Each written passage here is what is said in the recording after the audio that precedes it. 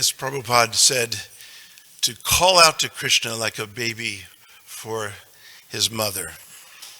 So we're already getting some excellent instruction in here, and I've said nothing. Om Namo Bhagavate Vasudevaya.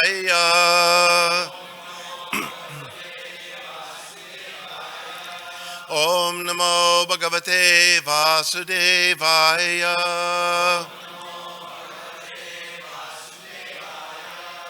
Om Namo Bhagavate Vasudevaya.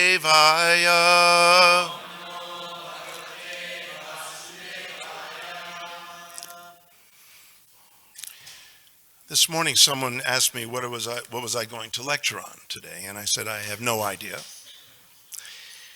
But a little later it came to me that perhaps I should speak on a subject that sometimes is subtle but not so often understood. And this would be in some of the final words of the Gita, spoken by the narrator, Sanjaya. Text 75, the 18th chapter. Vyasa prasadat shrutavan etad guhyam aham param yogam yogeshwarat krishnat sakshat kathayata swayam. By the mercy of Vyasa, I have heard these most confidential talks directly from the master of all mysticism, Krishna, who was speaking personally to Arjuna. Purport. Vyasa was the spiritual master of Sanjaya, and Sanjaya admits that it was by Vyasa's mercy that he could understand the Supreme Personality of Godhead. This means that one has to understand Krishna not directly, but through the medium of the spiritual master. The spiritual master is the transparent medium, although it is true that the experience is still direct. This is the mystery of the disciplic succession. When the spiritual master is bona fide, then one can hear Bhagavad Gita directly, as Arjuna heard it. There are many mystics and yogis all over the world, but Krishna is the master of all yoga systems. Krishna's instruction is explicitly stated in Bhagavad Gita: surrender unto Krishna. One who does so is the topmost yogi. This is confirmed in the last verse of the 6th chapter. Yoginam api sarvesham madgatanatratmana, so on. But we can discuss that in a little bit. I'm skipping one paragraph, going to the next. In Bhagavad Gita, all the yoga systems, karma yoga, jnana yoga, and bhakti yoga, are explained. Krishna is the master of all such mysticism. However, it is to be understood, however, that as Arjuna was fortunate enough to understand Krishna directly, so by the grace of Vyasa, Sanjaya was also able to hear Krishna directly. Actually, there is no difference between hearing directly from Krishna and hearing directly from Krishna via a bona fide spiritual master like Vyasa. The spiritual master is the representative of Vyasadeva also. Therefore, according to the Vedic system, on the birthday of the spiritual master, the disciples conduct the ceremony called Vyasa Puja. Here I would like to call your attention to a particular 3 words in the verse, in the Sanskrit verse. Guhyam param yogam. Guhyam param yogam, which means literally the supreme secret of yoga. The supreme secret of yoga. These days, most people understand yoga to be something they may derive from a once-a-year publication from Time magazine, with some young actress from Hollywood. I think Hollywood's around here, isn't it, somewhere? Okay. I don't know so much about these things. But so some actress around here will be asked to contort her body in such severe ways that it's hard to tell what limbs are what when she is in this position, in what is known as an asana. And this is what people's impressions of yoga are. And actually, the contorting of one's body has very little to do with yoga. There's the irony. In fact, if you take the most authoritative text on yoga aside from the Bhagavad Gita, the Patanjali's Yoga Sutra, which is Swavastri was reading that I'm working on now for publication. Asana, or the positioning of the body, out of 196 sutra texts, is only mentioned 3 times. How important is asana? It is important. It is one of the constituent 8 limbs of yoga, but not outside of the other 7 limbs. When I was invited by Savastri to give today's talk, how would you like it if just my arm came? I know that sounds sort of weird, but limbs are all interconnected. You can't simply do asana without the other limbs. This is important. Now, in this purport, this commentary Prabhupada gives here, Prabhupada is saying that this supreme secret of yoga is available through a guru parampara, through a lineage of teachers. Now again, this should not be that foreign a concept in one sense. We have many well-known universities in this city. There is a kind of, academic parampara. That's why people like to know, where did you get your education? That tells people a little bit about the nature of your education. And so, because those schools represent a certain lineage of teachers, a certain tradition of teachings and methodologies, certain practices in the academia. Well, it is not that much different in the Guru Parampara, except there's a little extra added, really amazing magical element. When a Guru Parampara goes back to Krishna himself, there's something transferred to every student in whom a teacher has faith enough to offer initiation. So that student who is connected to that Guru Parampara, in a sense, can participate in this dialogue between Arjuna and Krishna directly. That's the great power of a spiritual lineage, as opposed to, say, a worldly, intellectual lineage. Not to put that down, it can be very powerful and useful in so many ways, at least while you're in this body.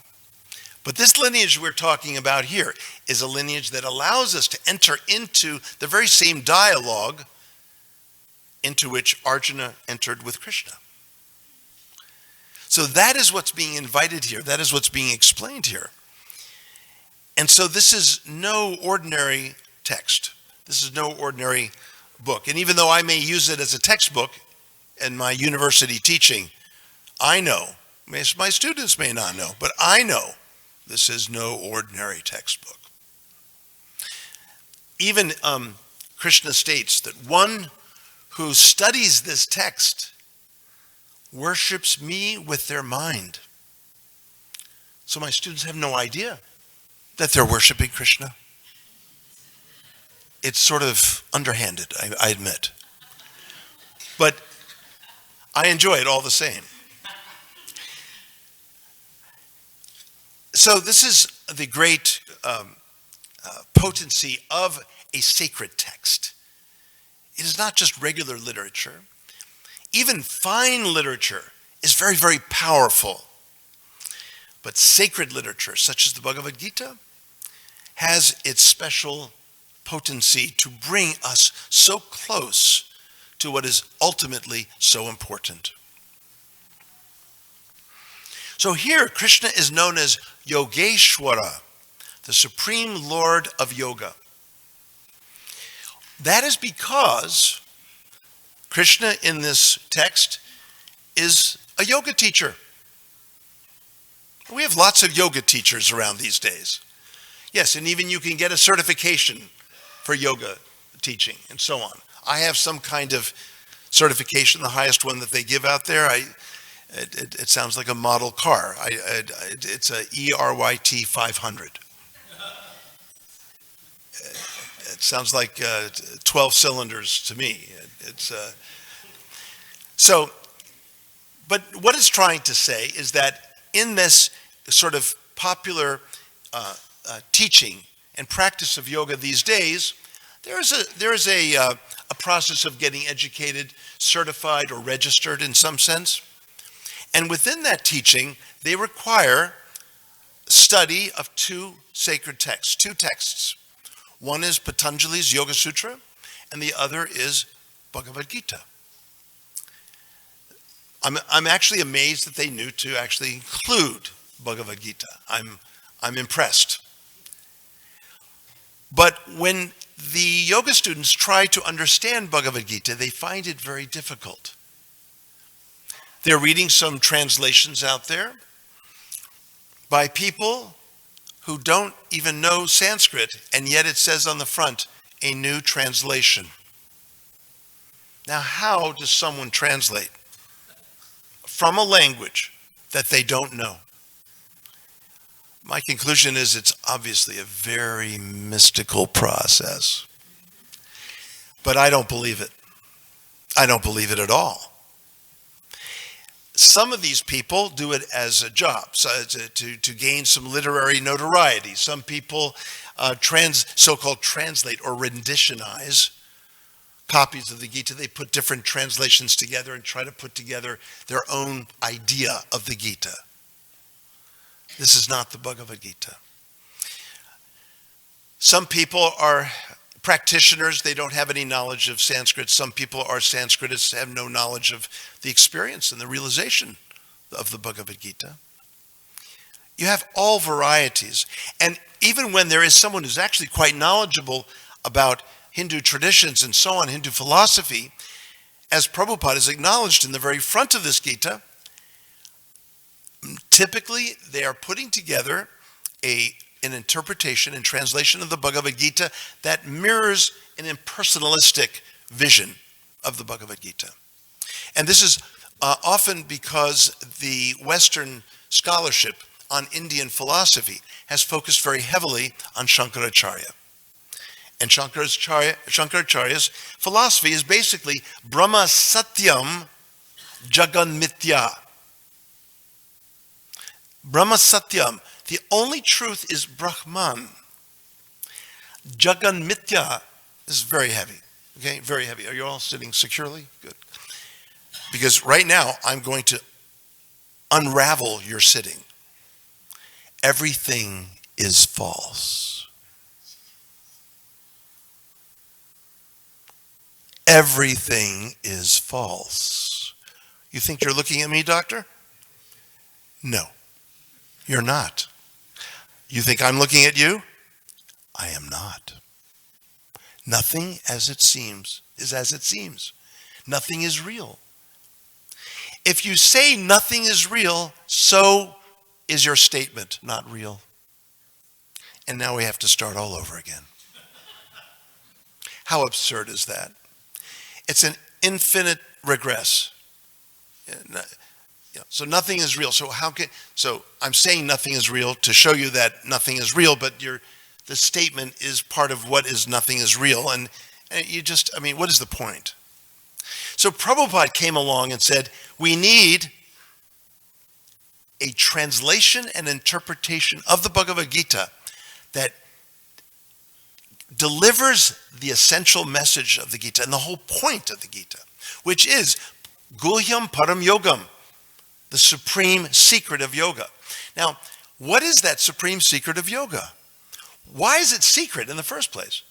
And why would you deliver it in a book that apparently is available to everyone and yet keep it secret? Typically, we keep things secret when they're extremely precious, extremely valuable. Typically, we keep something secret because there are those out there that are not qualified to see it, to perceive it, to know it. Something so valuable, so precious, but hard to reach, hard to understand and appreciate by many others. And that's what we have here in Bhagavad Gita. Now, when you read Prabhupada's Bhagavad Gita, he sort of breaks the secret open. He kind of lets everyone in by presenting the Bhagavad Gita in a kind of fast track. And this is very common among great acharyas of bhakti. You know the story of Sri Ramanuja Acharya. He was the first great acharya in the lineage of bhaktas, starting in the 11th century. The first one to establish Vaishnava Vedanta, Bhakti Vedanta, as Prabhupada is called. He wrote the commentary response to Shankaracharya's 8th century Shariraka Mimamsa Bhashya. He wrote the Sri Bhashya. And there's a great story that sort of illustrates why Prabhupada would sort of break open the treasure chest of the supreme secret of yoga. Because Ramanuja, back in the 11th century, visited his guru, and his guru said, Ramanuja, I want to give you a mantra that is so powerful, it will liberate you instantly. But it has that power to liberate someone instantaneously. It's the most powerful mantra. But there's one, agreement we must come to here. You must not tell anyone. Otherwise, it will not work for you. He said, I promise. Now, this is not the most obedient disciple, because as soon as the guru whispered it in his ear, Ramanuja pranamed. He said, thank you, Guruji. He fell down on the floor, and then he runs across the street, goes up the bell tower, and yells to everyone the mantra. The guru is looking out the window and yelling up, Ramanuja, what are you doing? I told you, it will not work for you. In fact, you may end up in hell. He said, Guruji, I don't mind as long as everyone else will be liberated by this mantra. Just see. This is what Prabhupada did. Prabhupada was willing to come to hell. He came to America in the 60s. Do you know what that was? I mean, I know that was his definition of hell. He was in Vrindavan. If you've ever lived in Vrindavan, I've lived in Vrindavan. You really don't want to live anywhere else. But he came to New York and lived in the most atrocious conditions, neglected by everybody. I mean, so he has his version of going up to the bell tower and paying for it. And all of us are the beneficiaries. We're the ones who got the supreme secret of yoga. And it was his sacrifice, just as Ramanuja did back in the day. The supreme secret of yoga, Prabhupada explains it here very simply. He uses the words surrender to Krishna. Now, I must explain those words, because the word surrender is not necessarily, surrender sounds like something against my will, something I don't want to do, something I am forced to do. Before I go into this, let me ask all of you, Are any of you here against your will? Let me see some of the children, probably.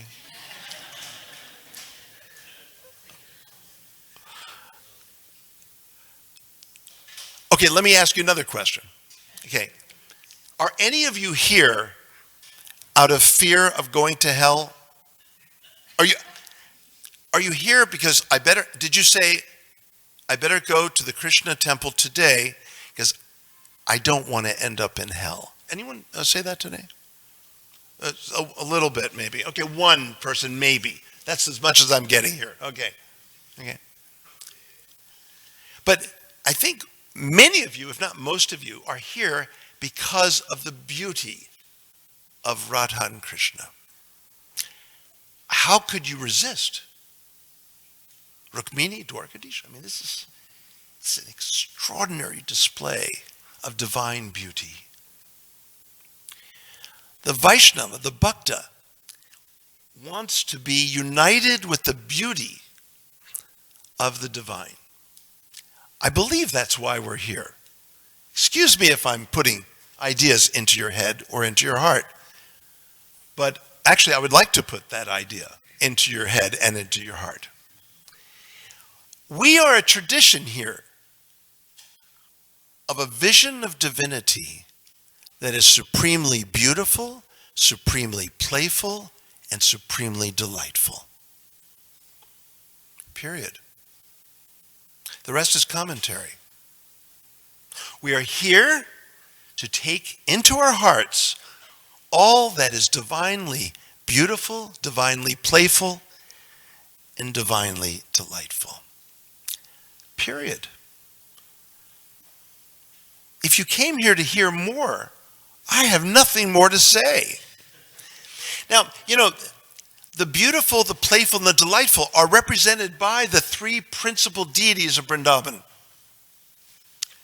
Sri Radha Madan Mohan, Sri Govinda, Sri Radha Govinda, and Sri Radha Gopinath, or Gopijana Vallabha.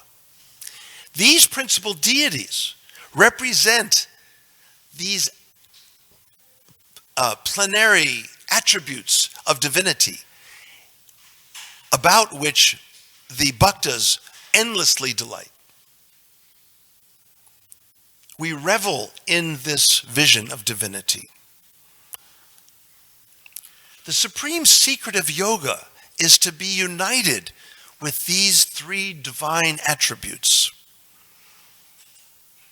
There is nothing more exquisite in the world of theology than to appreciate divinity as supremely beautiful, supremely playful, and supremely delightful.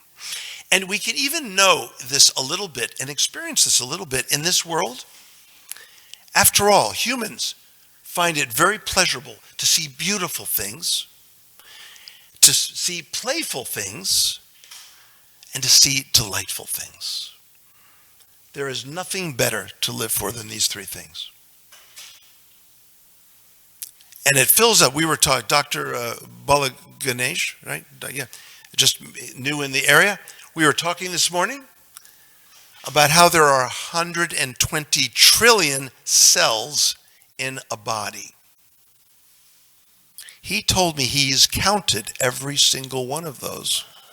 Okay, no, that was a lie. He did not count. I didn't challenge him and ask him how he knows this, but he's a medical doctor. He should know this.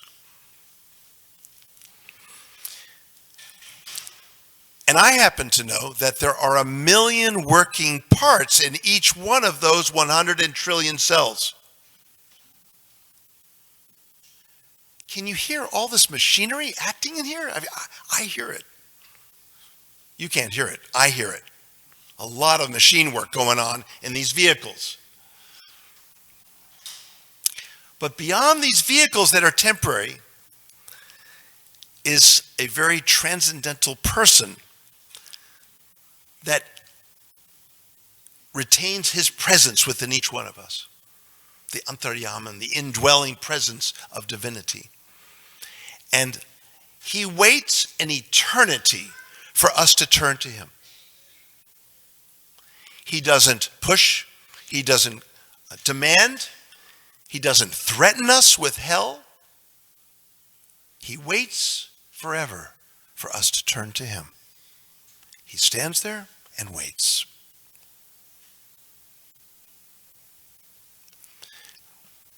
I think the last time I talked about last time I was here, did I talk about my grandmother? I'm not sure.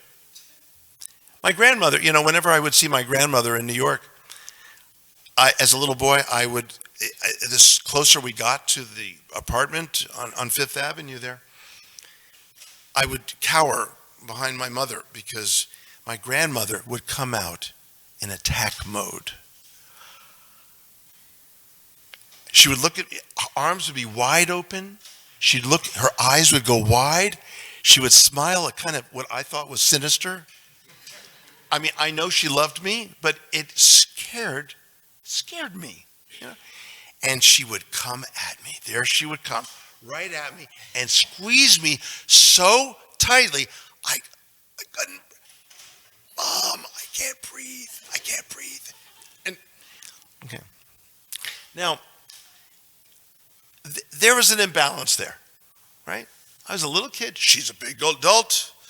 She's squeezing me. I'm not hugging her. This is not Krishna's position.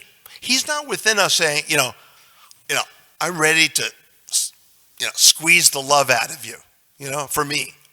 He doesn't do that. He sits silently and quietly. Once I told a colleague of mine that the supreme secret of yoga is that Krishna desires us. He calls us on the flute. Do you see the flute? I hope you all can see the flute. If you cannot see the flute, please contact me after class. We will we'll have a flute workshop here, okay? He is calling us. And the amazing thing about this is that when his supreme beloved Radha is with him, there's really no reason for him to be playing his flute anymore. That is the whole reason he plays his flute, to attract the Vrajagopikas and especially Radha. But look what he's doing now. With Radha, he is calling all of us to their hearts. They're not even looking at each other. They're looking out at us. This is why we're here. We're here to respond to the divine love call, coming from the most beautiful, the most playful, and the most delightful Lord. This is exquisite theology. Just beautiful. I don't think it gets more beautiful than that. Other traditions have wonderful, beautiful theologies of their own. I want to remain very respectful of those. Prabhupada himself said that in all true religion, there is bhakti. There is bhakti. But there may not be prema bhakti rasa. That's probably my mother. Tell her I'll take it later. Yeah. My mother's passed away, but I know she has her way. She has her way of connecting with me. Really. And generally, it's during Sunday feast lectures. Trust me on this, okay? This is the supreme secret of yoga. So I said once to a colleague, I was explaining some of this, that Krishna longs for us. He yearns for us. He desires our love. And he loves us. But he loves us quietly because we're not ready for that love. We're not ready. Just like I wasn't ready for my grandmother's love. Now when I got bigger, I said, hey, Grandma, come on. Okay, I'll take you on, Grandma. Come on. And then it evened out. But was a little mid-sized human. I was not ready for that attack hug. Well, if you think my grandmother loved me so much, you have no idea how much Krishna loves us. And he waits. I explained to a colleague that Krishna loves us. He said, well, what's the big deal? I mean, you got billboards up I-95. Jesus loves you.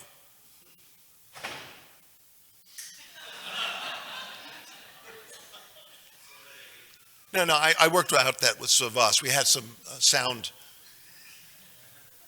arrangements here.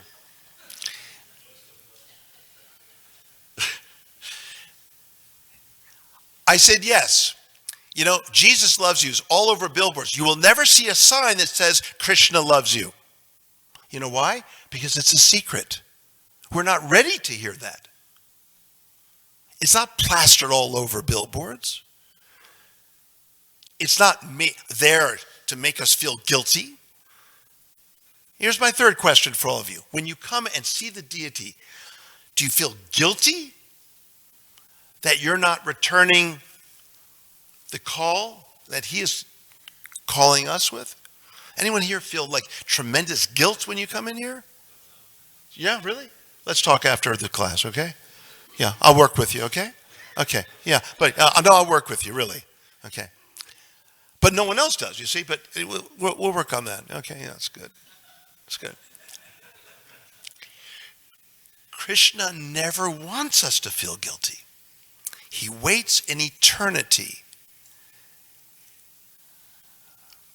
There are Christians that would have us feel guilty, have us feel ashamed that we haven't returned the love that Jesus came to deliver to humans, to humanity.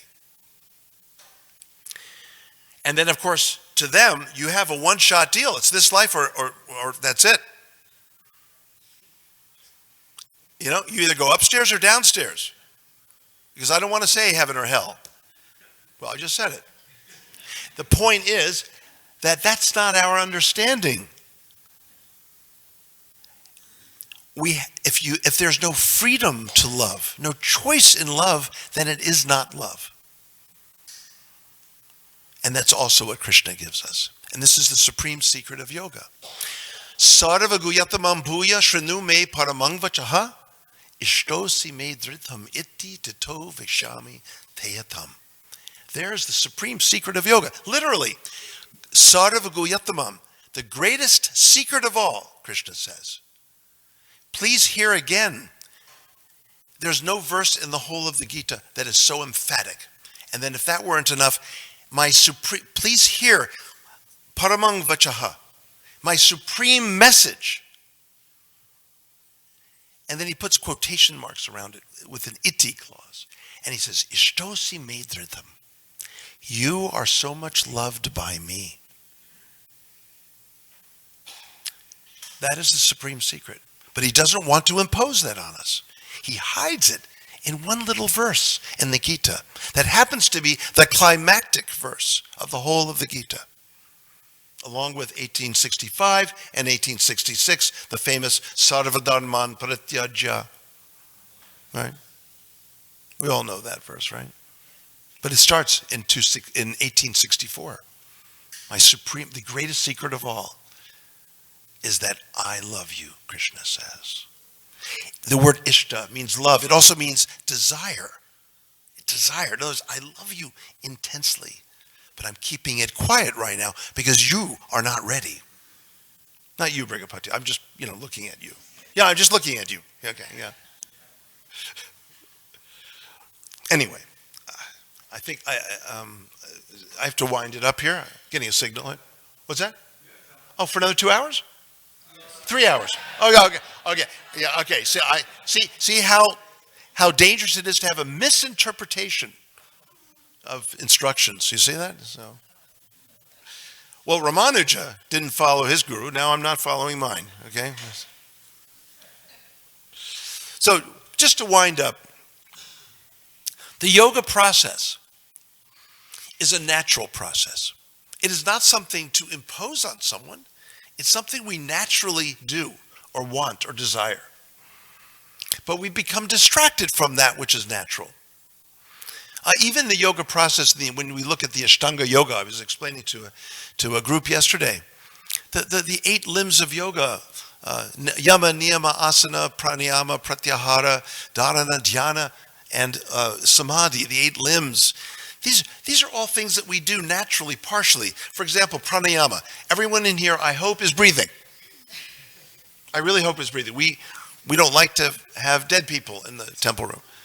We can. I mean, say rites. I could say the rites, I suppose. I don't know. But really, we like you alive and well in the temple room. You're breathing. Everyone's breathing. But yoga teaches us how to breathe better, to oxygenate the whole body. That's fine. Through meditation on the holy names, one breathes beautifully and sweetly because one is filling up the lungs with air to devote to the holy names of the divine, with the Maha Mantra. Asana. Everyone in here is practicing asana. You're sitting, you're sitting down. That's the positioning of the body. Actually, asana means sitting. Literally sitting. But connotatively, it can mean positioning the body. But contorting your body into some kind of pretzel is not the goal of yoga. It simply isn't. It's to prepare one for meditation. Dharana, to focus on something intently, to the exclusion of all other things. We all do that in different ways. Sometimes a good book, a beautiful poem. But in yoga, we do this, we take this to an extraordinary level to focus on the divine forms of Radha Krishna. Dhyana, to focus on a single thing within ourselves. A lot of us like alone time, right? Well, there is nothing more extraordinary than alone time, being alone with God. Yeah, being alone with God. And then samadhi, being totally absorbed in a selfless state. Pure absorption. Sometimes we find this in sports or art in partial ways, but this is an extraordinary level in relation to the divinity. We're united with divinity, and that's what yoga is about. Yoga means union, but there are many levels of union. Here we practice the highest level of union. So I'll stop there and ask if there are any comments or questions, corrections. You can correct me also if I said anything wrong. Okay. So let's go here and then we'll go there. Yeah. Oh, we have a microphone. Yes, we want to put you on the microphone. Do we have a lot of listeners on internet? Internet. Oh. Everyone say hello to the internet. Haribol. Yeah. Okay, good. Okay, good. But Prabhu, we have one devotee in Trinidad who put up billboards, but mostly only in Indian areas. You were saying that, Billboards with Krishna on it? Yeah. But what did it? What was? It said chant and be happy and okay. the Maha Mantra. Okay. And the Gornitai. Gornitai. Okay, very good. But it didn't say Krishna loves you. It didn't. Thank God.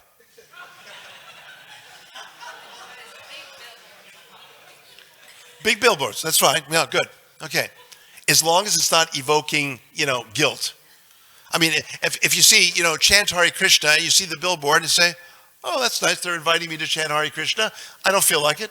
No one goes away saying, oh my God, I'm not chanting Hare Krishna. Right? Okay, good. That's good. It should only be the most positive relationship with divine, not negative. That's our process. There are other traditions that feel like you have to fear God. Oh, I hear preachers who talk about fear God. The mysterium Mysterium tremendum et fascinans. Can you feel it in the Latin? Mysterium tremendum et fascinans. Some of you look pretty scared when I said that. And that's because you're supposed to be scared when I say that. But the Maha Mantra is joyous, celebratory. It's circuitous. It goes around and around like the rasa dance. Yeah. Thanks for telling me about the billboards. And it doesn't say Krishna loves you. Good. Thank you. As soon as one does, you tell me about that. Okay, fine. Good. Over here, we have a question. Just hand the mic right behind you. Oh, right. Oh, I see. You have the mic. Okay. Hare Krishna, thank you. Yeah. I feel like I have so many questions and such a beautiful resource, and this is such a public forum. We can talk afterwards, but ask Oh, that would be great. the question that will be most entertaining to these people. Okay, if we can talk after, then on a group level, this is sort of a terrible question because I've already moved past this in my faith, but I'm just going to ask it. When I first started coming to temple, and I desperately wanted proof that selfishly that I was eternal, that I'm never going to go out like a light, and the verse, never was a time when I did not exist, nor you, nor all of these soldiers, nor will there be a time when we shall cease to be. And my little nitpicky Jewish crazy mind went, but it doesn't say never was there a time when we shall cease to be unique individuals. So how do we know that that didn't mean never will there be a time when we shall cease to be on an impersonal level? And again, I'm ashamed because I already know better in my heart, but I still wanted to ask. Thank you. Oh, don't be ashamed. I have a crazy Jewish mind too. No, I'm trying to. We have some concordance here. That's nice. Actually, the verse to which you're referring is chapter 2, verse 12, and Krishna is saying, never, never will there ever be a time when you nor I will ever not exist or ever cease to be. Right. So those are the individuals. So it's not that he's saying, keeping a secret but we're going to merge. I'm going to keep that. That's not the greatest secret of all. The greatest secret of all is that we're not going to merge, but that we're going to become so close and so intimately connected as self and supreme self in a loving, loving exchange. This is the beautiful thing of our philosophy. It's not that we just end up sitting together, bored, but it's a dance. Prabhupada has said so many times, when we leave this body, we join the dance. Now, everyone loves a good dance. So that's where we go. We stay individuals, but we become so close, it's union. Sometimes yoga students will ask me, they say, it's all one, isn't it? I said, yeah, it's all one, but it's not just all one. So individuality is there. Nityo nityanam chaitanas chaitananam eko bahunam yovedadati kaman. I'm not going to translate that all for you, but I'm going to simply say that that's proof in the Upanishads that we remain individual beings amidst the supreme individual being. That's what that basically says. Yeah. So you don't have a crazy Jewish mind. You've got a very good mind to inquire about this. Thank you. Yeah. Yes. Thank you, Prabhu. I want to ask you, we are attached to our family members. So Yes. If something happened to our family members. There's some members I'm not attached to, though, I have to admit. Which But I won't go into that. Go on, yeah. it's like family members, kids and spouse, and we are attached to them. And if something happens to them, it hurts us. So how to just navigate in this world? How do? Navigate without getting hurt. Like if something happens to them, or always the fearful mind, the fearful. Fearful. The relationships in this world are very, very special. The relationships in this world are special because they teach us about love. They teach us how weak we are sometimes in loving. They teach us sometimes, they surprise us sometimes about how loving we can be.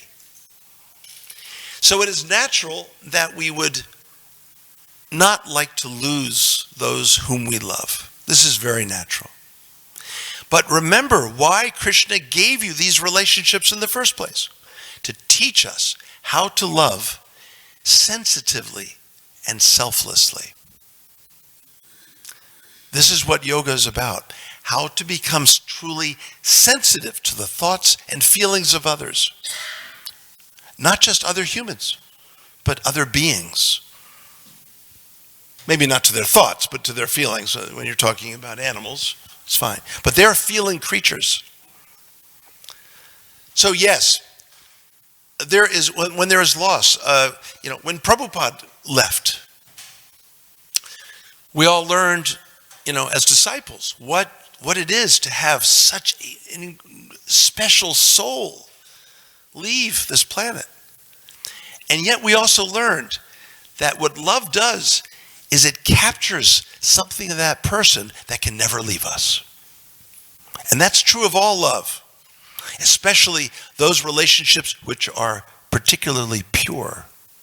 Those things never leave us. Yes, there may be a repositioning of souls, a relocating of souls, but there are things about that relationship that will never leave you. Don't get too caught up about the object with whom you are sharing love, but it's the love between the two of you is what is sustained, whether in front of you bodily or not bodily. That love never leaves. The beloved may leave. Beloveds come and go, but the love stays forever, especially with the divine. And that is what we're supposed to learn in all of these relationships. I don't care whether you're a sannyasi, a mendicant, a brahmachari, a grihastha, it doesn't matter. We are here to connect in loving ways and sharing. That's what bhakti means, is loving sharing. So don't fear, because no one will ever leave you fully. But their bodies, every body does have its, expiration date. The lease is up and you're evicted. It's on a real estate level, it's a pretty nasty contract. You're not told when you can enter the premises, and frankly, you're not told when you're going to leave the premises. It's on real estate level, it would be illegal. I really think so. I don't know much about real estate law, but I don't think this would go over too well. But the reason why that real estate, of the body, that contractual arrangement is there, is because we're not supposed to focus on that. We're supposed to focus on the heart. We're supposed to focus not on the body. We're supposed to focus on the love between persons. That makes sense? Okay, good. Oh, Brigapati, yeah, sure, go ahead. Yeah, thank you, Garuda. The combined excellence of your presentation and content is such that you've taken all the austerity out of being an audience. Thank you. Oh, okay. So my question is this: you were talking about the love of Krishna, and that's certainly how much Krishna loves us, and that's certainly very nice to hear. It's you want to hear that, but at the same time, a lot of suffering in this world, and we also know that Krishna is very powerful and knows everything. Yes. So when you combine all those three things, it's kind of hard to understand how somebody that loves us so much is allowing such an intense degree of suffering. Not just, human society is probably just getting the smallest fraction of it. And when you get outside the human beings, it intensifies. Yes. So what's the relation? What kind of love is it? Is it like a tough love, or Yeah. or if so, what's the relationship between that love and the love that you're referring to? Maybe you could just comment upon. Yeah. Now, okay, this is the ancient question of theodicy.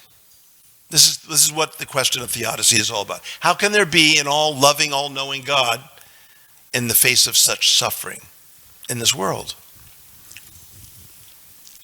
I've written on this quite a bit. I'll give you the essence of what I've said.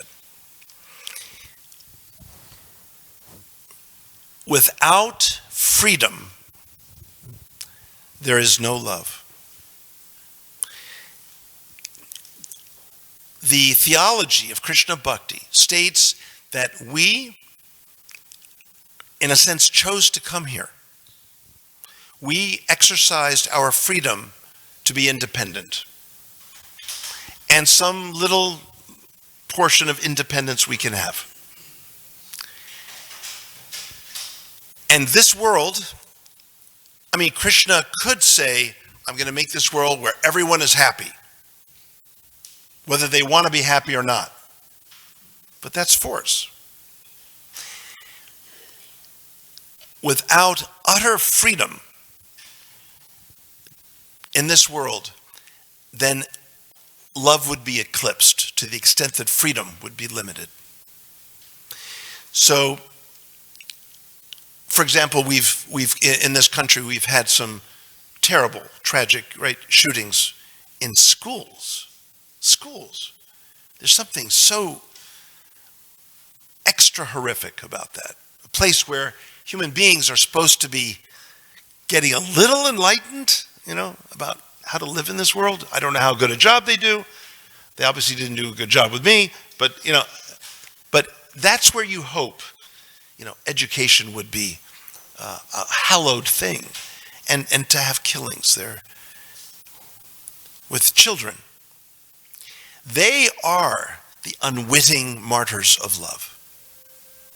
They have paid the price for the freedom that all of us have here for love. Whether we like it or not, that is an option for human beings, to hurt other human beings. That's an option. Because as soon as you limit human beings, you can't hurt anyone, then you're also limiting the scope of freedom for humans to have complete choice. And complete choice is necessary for love. So it's part of the package. Someone could do something horrible in a public arena. Most human beings are good-hearted. They don't want to do bad things. But it can happen. And if you think you can control, human beings forever with loading up more humans with guns, well, good luck with that. No amount of guns or no amount of no guns will stop human beings from hurting one another. We're the only species that actually delights in hurting other human beings. And that is envy. That is envy. Right? Jealousy is one thing. If I'm jealous because you have a nice blue jacket on, and I'm jealous of you. Well, if you give me a blue jacket like that, then I'm no longer jealous. If I'm envious of you, you could give me 100 jackets, and I'm not happy. When am I happy? When he no longer has a blue coat. That's when I'm happy. That's evil, Brigupati. When I'm happy that he's suffering because he no longer has a blue coat, that is evil. Even after giving me 100 blue coats, no, I'm not happy. I need him to suffer without that blue coat. That is envy. This is humans. Yeah. And bhakti is the antithesis of that. Not only do I not want your blue coat, I want to ask you if you need anything else.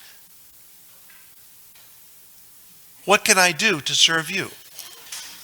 Yeah. Namaste means I bow down to the pure soul that you are and the divine presence within you.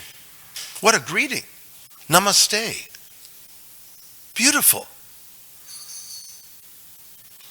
Otherwise, it's, hey, hi, hello. I mean, this is not, namaste. Or even better yet, Hare Krishna. Or Radhe Radhe, as they say in Vrindavan. Radhe Radhe. So, freedom, it's the price that we pay for love. And yes, there are harsh things that happen in this world. We lose loved ones, sometimes in the worst possible ways. But all of these things are to remind us about who we are in relation to the divine. And these could be painful things, no doubt. I'm not going to pretend that they're not painful. But these are all ways to, in some sense, celebrate love, even when it's conspicuous by its absence. Even with acts of hatred, acts of envy. This all the more calls us to the purity of love. It shouldn't cause us to hate more. We can't hate the haters. Then there's more hate.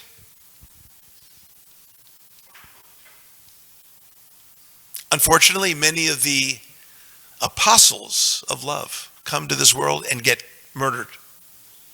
Martin Luther King, Gandhi, in his own way, right? Other people try to do good things and they get killed. So this is the price. Does this make sense? It's the price. So every tragic thing that happens in this world, in some ways, is pointing us to purest love, prema bhakti rasa. This is our magic formula, prema bhakti rasa. There's only one place in our books where that phrase appears. Prema bhakti rasa. I consider it the Paribhasha Sutra of our practice, of our lives. Yeah.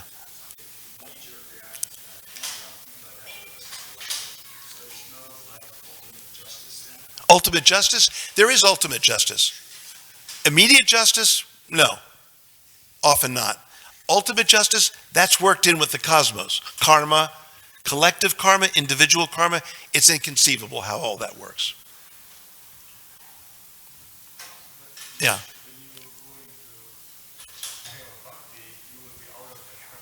Karma, yes. In bhakti, the karmic machine slows down and disappears. We evolve, we grow a spiritual body even within the physical body in practicing bhakti. So the body is shed. In fact, for the bhakta, death is a welcome thing. When a bhakta is so filled with love, it can't even stand to be in a body anymore. Mahaprabhu Gauranga is the supreme example of that. Mahaprabhu, they were picking up his body. The fishermen fished him out of the ocean. He didn't recognize it was a human body. It was unrecognizable. It's because his body could not contain all the love for Radha and Krishna. I mean, this is quite a process. But these bodies, all 120 trillion cells, sometimes we're forced out of these machines.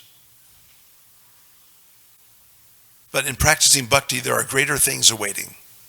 Greater things awaiting, as you and I know well. Yeah. Thank you, Garuda Prabhu. Jai, thank you. Thank you very, very much. Wonderful discourse.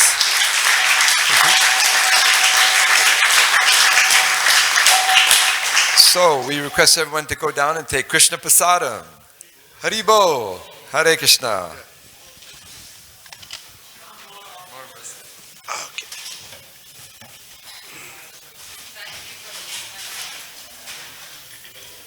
Thank you.